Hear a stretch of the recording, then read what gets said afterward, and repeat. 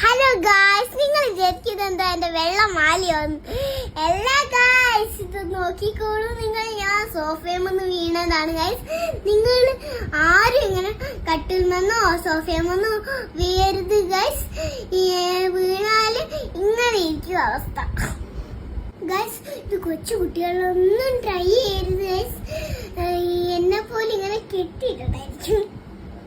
ഞാൻ കെട്ടാൻ കാരണം സ്കൂളൊക്കെ തുറക്കാനായില്ലേ, പിന്നെ ഒരാഴ്ച ലീവ് എടുക്കണം ഗൈസ്. ഞാൻ 10 days ഈ സാധനം വിടണം ഗൈസ്. അപ്പം ഗൈസ്, നിങ്ങളെ പേടിക്കൊന്നും വേണ്ട. ഞാൻ ഈ കെട്ടും കൊണ്ട് വീഡിയോ ആയിട്ടൊക്കെ നിങ്ങളെ അടുത്തേക്കൊക്കെ വരും. അപ്പൊ ശരി, എന്നാൽ ഗൈസ്, എന്നെ കെട്ട് ഇഷ്ടപ്പെട്ട ലൈക്ക് ചെയ്യണം, ഷെയർ ചെയ്യണം, കമന്റ് ചെയ്യണം, സബ്സ്ക്രൈബ് ചെയ്യണം, ഫോളോ ചെയ്യണം. നിങ്ങൾ തീരെ മറക്കരുത് ഗൈസ്. Bye bye guys. ഞാൻ നിങ്ങൾക്കൊരു പാട്ടും കൂടെ പാടിത്തരാം. കേട്ടിന്റെ കൂടെ താകൃതാളം നല്ല താകൃതാളം നല്ല വേറെ പാട്ടും കൂടെ പാടിത്തരാം. എന്ത് വിജീത്